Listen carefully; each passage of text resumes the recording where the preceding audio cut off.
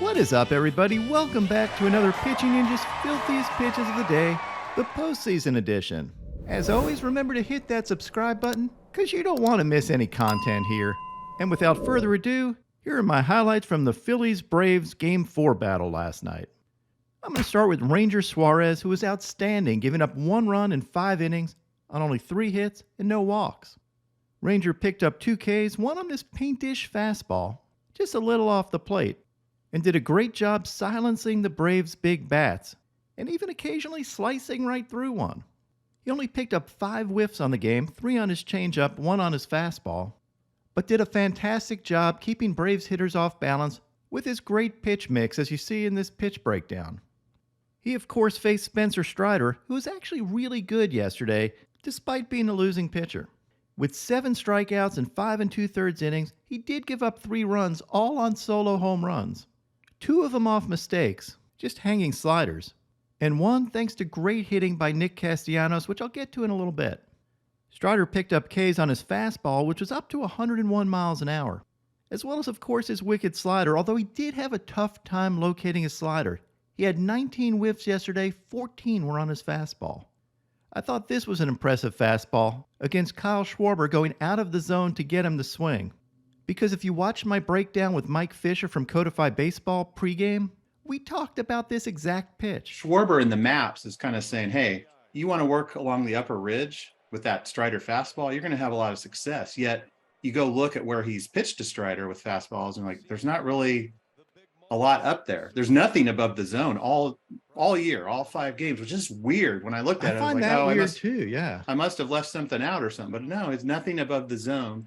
And there's nothing in the math to suggest that's not a decent place to work him. I'm not talking about a foot above, but 3, 4, 5 inches above the zone.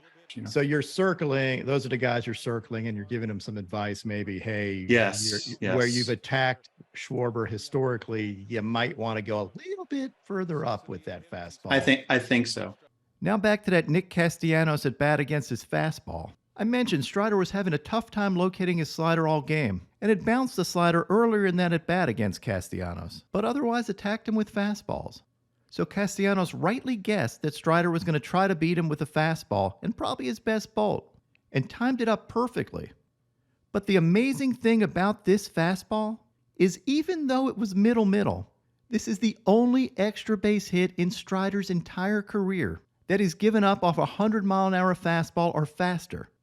Yep, his entire career, and it doesn't matter that it was middle, because this season, on all 98-mile-an-hour or faster fastballs, right down the middle, Strider hadn't given up an extra base hit. He only gave up 3 hits, all singles off middle 98-mile-an-hour fastballs or faster.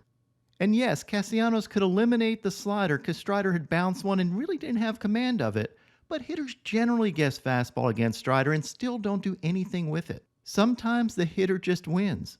And instead of crapping on the pitcher, maybe just tip your cap to Nick Castellanos, who's a stud, and came up huge. We left it out there, and obviously, the results are unacceptable and not what we wanted, but, we're happy with the way we competed. I mean, if you ask them, I'm sure they'll tell you I hung a couple of sliders, and then, I gave Castellanos my best fastball there, and he hit it, and that's a result of me not having a very good slider today. So, made 2 mistakes with it, and they capitalized, and that's what good hitters do. You can't hang sliders to good hitters. For me personally, wasn't good enough. So, I can tell you this though, that we're going to give everything we have over the next year to getting back to this position and making sure that we don't have it happen this way again. Now onto my filthiest relievers. Pierce Johnson, who has probably the most painful name in baseball, ouch, had these wicked curveballs and picked up a sword. Raisel Iglesias had this overpowering fastball. Craig Kimbrel picked up a big K on this 96-mile-an-hour heater, and then kicked a game-winning field goal. And speaking of game winners, my filthiest pitcher of the day, we'll give it to Matt Strahm for this wicked slider, sending the Phillies on to the NLCS. Yeah, I can't tell if Grissom went, but as you can see from that dot, the pitch did catch the strike zone anyway. Even though the first pitch in that at-bat kind of didn't, and was called a strike, but there's no place for whining in baseball. And just one parting comment, I freaking love the Phillies bullpen. They mix and match so many different arms from Jose Alvarado, Gregory Soto to Craig Kimbrel, and Sir Anthony Dominguez.